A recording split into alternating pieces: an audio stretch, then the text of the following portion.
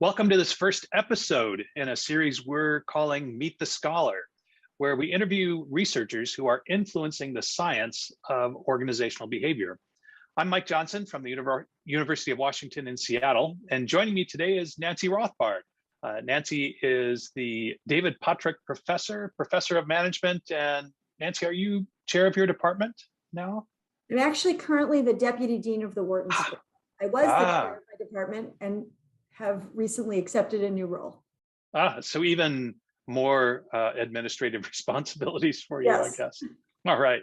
Well, anyway, Nancy, thank you so much for joining us on this inaugural episode of Meet the Scholar. Well, I'm really honored to be here and just so grateful that you're interested in talking about my work. Well, of course, we're interested in talking about your work. You've done so much interesting work over the years, and I want to talk specifically about one paper that you have in press at the Academy of Management Journal right now. But first, can you give us an idea about your overall research program? What kinds of things have you been interested in your academic career? Well, I'm actually somewhat of an eclectic scholar, I would say. I'm interested in a lot of things, but I would say that the overall arc of my career has really focused on this question of how people navigate the boundary between their personal and their professional lives, right? So how do we go back and forth? How do we manage some of that spillover that occurs, between these different aspects of our lives, our roles, our identities? And I've looked at a lot of different things within that context, from work and family roles to kind of identities that have to do with the diverse identities we bring as women, as underrepresented minorities, as other types of roles and identities, and how they play out in the workplace. And the viewers won't know this, but just moments ago, we were getting an insight into a work-family situation here with your kids coming home and your husband stepping in the room. So this is a window into your home life while you're doing work stuff, right? Absolutely. I'm sitting here in my kitchen. This is where I have been on and off, but for the last 18 months, I've got a setup in my kitchen. When the pandemic hit, I got the kitchen. My husband actually was teaching at the time, so he got the office in the house. My kids got their bedrooms. And this is how I navigated. And I am in my own, the language of some of my own scholarship, I'm an integrator. So sitting in the kitchen kind of works for me, having the virtual sightline into my life. As you saw, my kids came home from school. My husband was, trying to come into the kitchen for a snack before he went back to his meetings. And, this is part and parcel, I think, of the life that a lot of us are living. And the kind of remote work that many of us have been doing over the last 18 months has really, I think, highlighted this. Whether we wanted this or not, this has become a reality for many. Sure. And it's probably been, easier, harder for integrators versus segmenters, the people who like to keep their work and home life separate? Well, I think for integrators, it's easier on the one hand because it's not as bothersome, right? It didn't bother me. I didn't get thrown off by the fact that my kids were kind of coming in the kitchen as we were setting up for this conversation.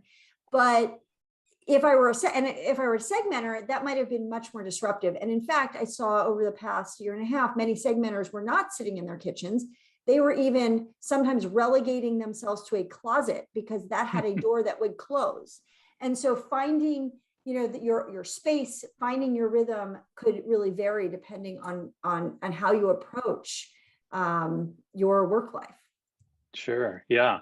I'm trying to think, I'm familiar with that work, and I think I'm not nearly as much of an integrator as you are. I don't think I'd be able to work in my kitchen. You're sitting there in your office. So I'm in my office. Yeah. I think we're living our perspectives here. Indeed we are. Well, let's talk about this paper that you have in press at AMJ called OMG. My boss just friended me. I'm going to go out on a limb and guess that this is the only paper that has OMG in the title at AMJ. Do you think that's true? I think it may be true. We fought for that title. Our editor was amazing in backing us with that title. And it's, I think it is my favorite title of any of my papers that I've written. So I'm very happy. Yeah, I love it too. And it has this title because in this paper you look at whether people connect with their coworkers, their colleagues on online social media platforms. And so I'm curious, where did you come up with this idea originally about people connecting? I mean, it has to do somewhat with this integrator element that you have, right? Of integrating work and home life, or work and personal life. Absolutely. So over the years, I've become really, I will say, a little bit obsessed with the role that technology is playing in our lives and how it's changing the ways that we interact with other people at work. And I think that even pre-pandemic, we were starting to see a lot of blurring of the boundaries between work and non-work life, enabled and facilitated by technology. And so online social media is one type of technology that was really starting to blur those boundaries. And I became fascinated by this. And I had done an AMR paper with a couple of colleagues, Ariane Ollier-Malater and Justin Berg, who was my doctoral student at the time. And we had really looked at this question of when these worlds are colliding, right, in online social media, and what that means for people's boundary management and their approaches to this type of a situation. And as we did that AMR paper and we were working through this question, we had done a number of interviews actually with people to just understand the phenomenon. And one of the things in those initial interviews that came out very strongly was this question around hierarchy.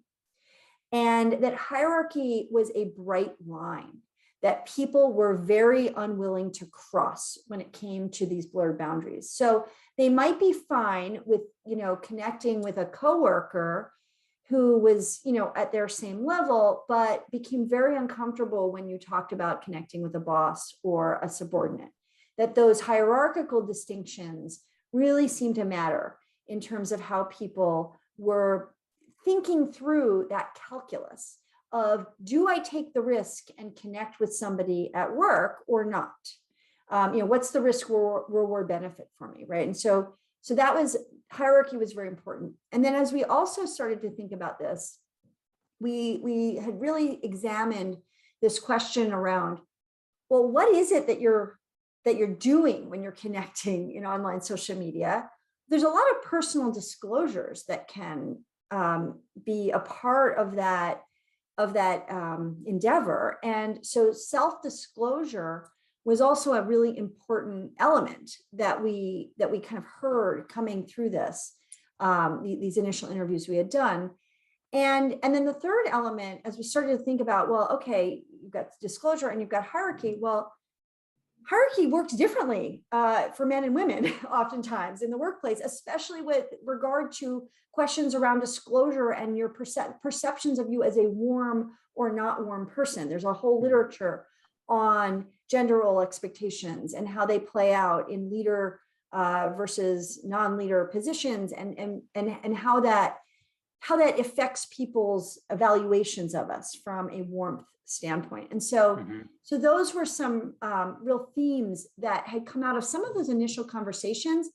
And we started to think, okay, well, how does that work in terms of people's willingness to even decide to take that risk of connecting with a colleague at work? And so 3 elements here that you're looking at, if I can summarize. So disclosure, how much people are willing to share about themselves.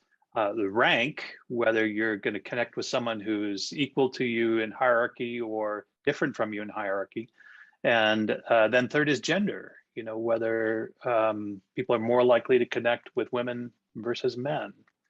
Okay. Right. And those are main effects that you just described, but then there's also how do they kind of work together in synchrony with one another, because there are interaction effects amongst these potentially.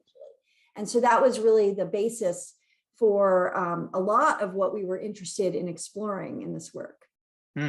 And so to study it, at least you're publishing 4 studies in this particular paper.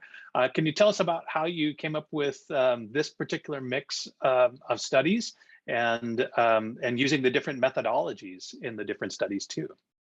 Yes, well, so these are not the only 4 studies that we ran. I will first start with, in the spirit of transparency and learning the craft of scholarship, we actually had more studies. We had more experimental studies. We had a whole qualitative study that we had done at one point that got kind of taken out of the 4 studies that we ended up with.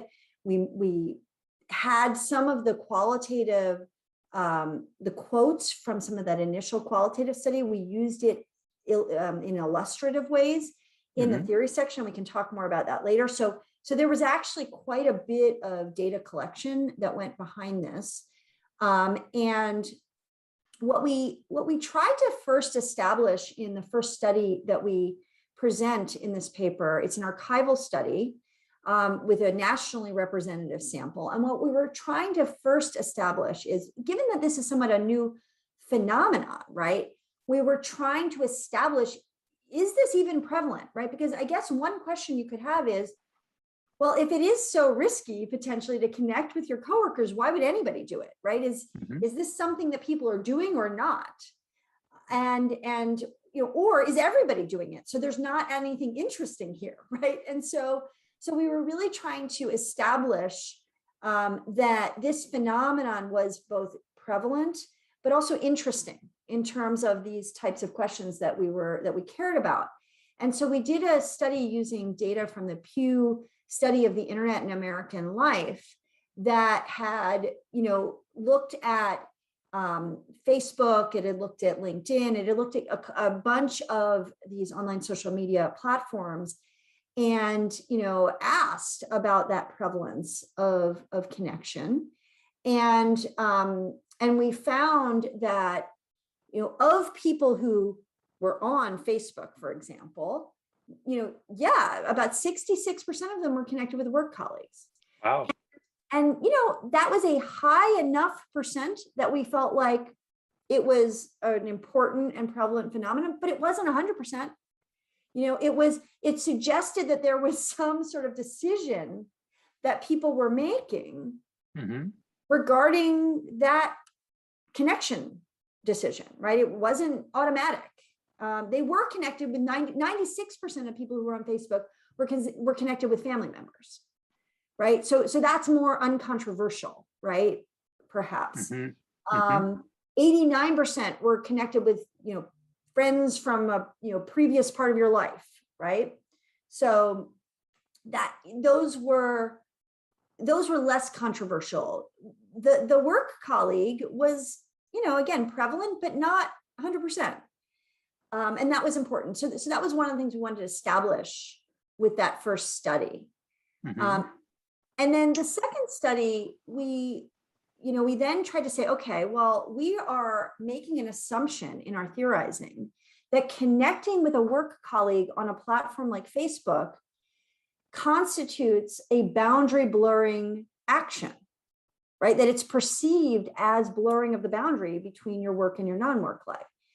And, we had a lot of theory about why we believed that, but we also wanted to establish empirically that that is how people in fact perceive it, or they don't perceive it that way, right? And so we didn't want to just sort of make that assumption and argue it. We wanted to demonstrate it.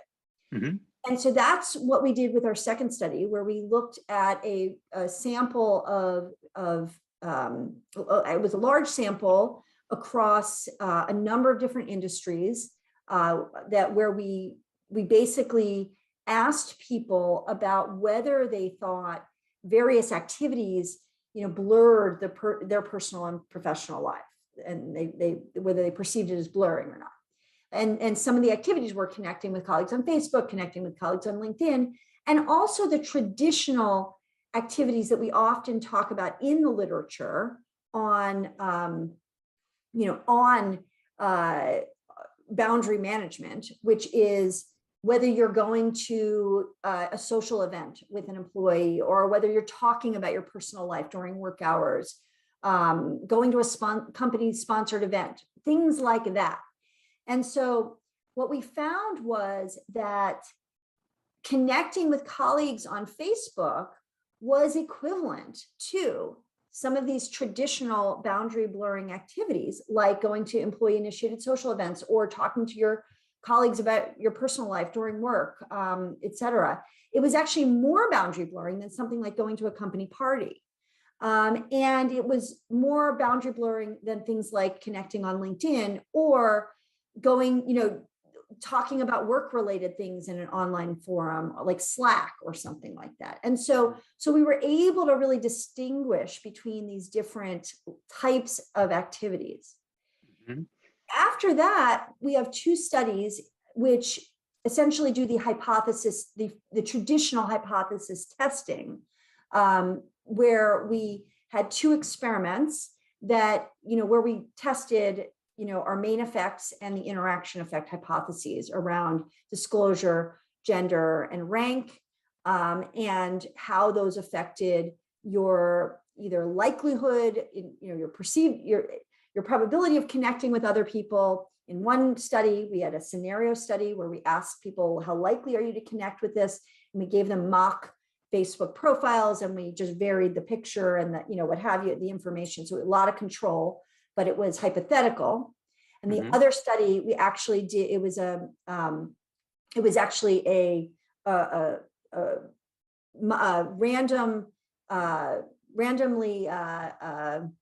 randomized critical incident type study where we asked people to think about a time when they connected with a boss, a peer, or a subordinate who was female or male, who disclosed a lot or didn't, and it was a between subjects design, and it was 12 cells. It was insane.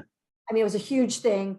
But we, but we got then, are you connected? We had behaviorally, are you connected to them or not? Right. And so we were able to randomize, who you were thinking of, and we got who you were connected to. And so it was, we were able to really triangulate on, the different flaws and strengths of these different experimental studies. And we have very consistent results across those two. Sure. And the consistent result was one thing, I have to be honest, it surprised me from study 3 to study 4. I tell my own students that three-way interactions are notoriously difficult to replicate. And yet you pretty much did it with studies 3 and 4 in completely different, both experimental methodologies, but one as a scenario study and one as a critical incident study. So I wonder if you can try to pull we apart. Actually did not, we have two more experiments, I believe, that we also did that are not in this paper that also replicated that three-way interaction, just so you know. Wow. So it is a very, very robust, that is robust. It's a very robust effect. That's amazing. And it's, there's slight differences across the methodology, but the main takeaway is absolutely consistent. All right, so we're in this audio and camera format, so it's kind of hard to really explain a three-way interaction verbally, but I wonder if you can maybe just give us a couple of highlights from those results. Sure. So I guess the highlights would be that, well, let me just give you the main effects, which are simple, which is that there are very consistent effects of disclosure. So the more you disclose, the more people are willing to connect with you. So you get what you give in that way. And it's because they perceive you as more warm. People are less likely to connect with a boss than they are a peer or a subordinate.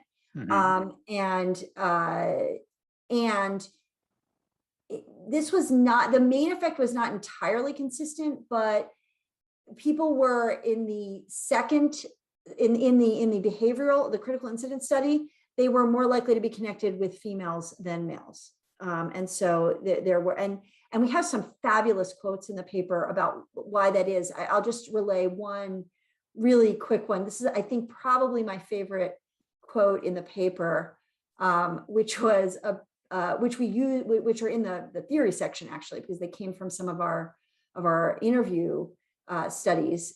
But one of the one of the participants said about connecting with a male colleague, said, honestly, I thought it was creepy. Even though I think he was just trying to be friendly, I just wasn't comfortable with him seeing photos of me out with my friends and not in my work attire. And, it just, I think really sums up that there are some really interesting dynamics that we don't always think about right here. Sure.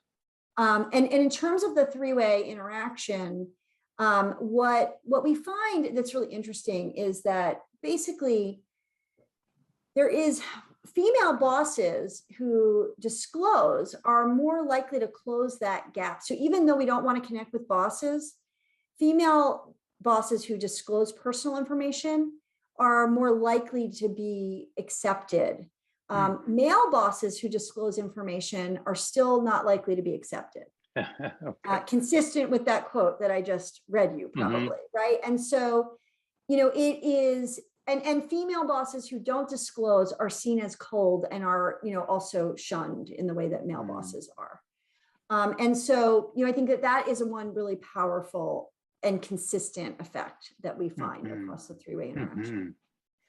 Well, so where do you think research on this should go in the future, either in terms of this boundary management, boundary blurring, or just online social network research in OB in general? What do you think? What, for the people who are listening who are maybe starting their own research streams, who want to follow in your footsteps, what kind of things could they do? Well, one thing that we found that actually got cut out of the paper, because, with all these papers, right, it's like there's too much sometimes and the storyline gets, crowded.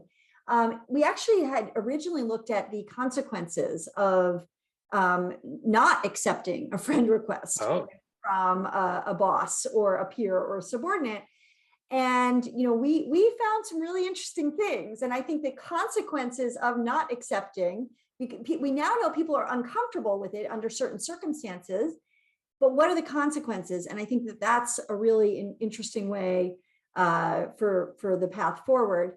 I also would say one of the theoretical contributions of this work that I want to emphasize, that we got into the empirics, but I also want to make sure people recognize some of the things I think are the theoretical contributions, which also I think identify a path forward in this area, is that when most of the research on boundary management has looked at people's preferences for managing the boundary from the focal person's perspective and assumed that the domain was undifferentiated. So for example, I told you I'm more of an integrator, right? So in general, yes, I'm more of an integrator, but I might be different in terms of how I disclose what I disclose to my boss than what I do to my peer or my subordinate or to a man or a woman, right? And so there are these important relational boundary management aspects that we start to identify here in this paper.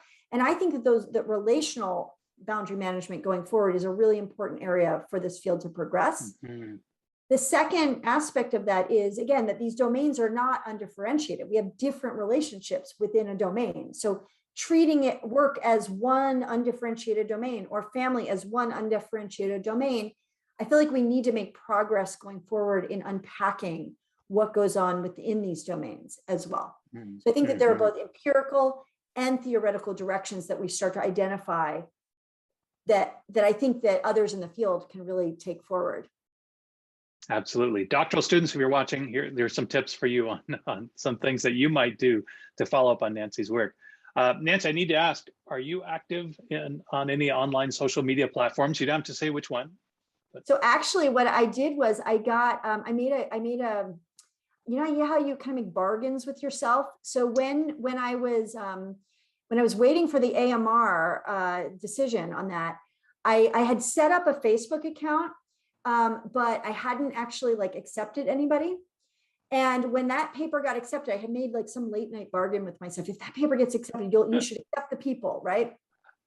And so I did. So I am on online social media, but I'm very careful about how I interact on it because I am, even though I'm an integrator, I have done a lot of research and I am cautious.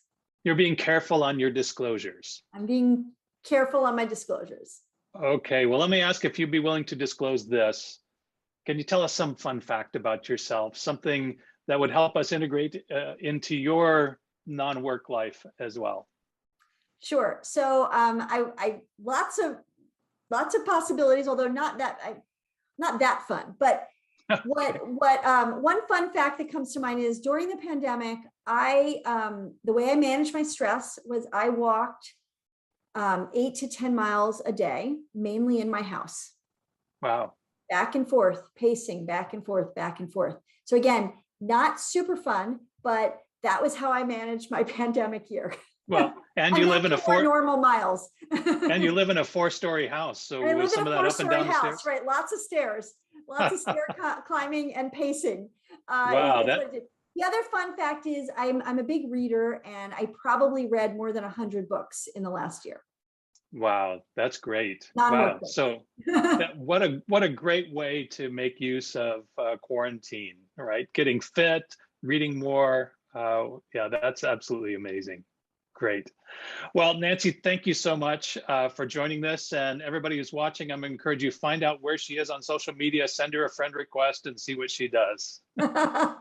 Thanks, Mike. All right, thanks. All right.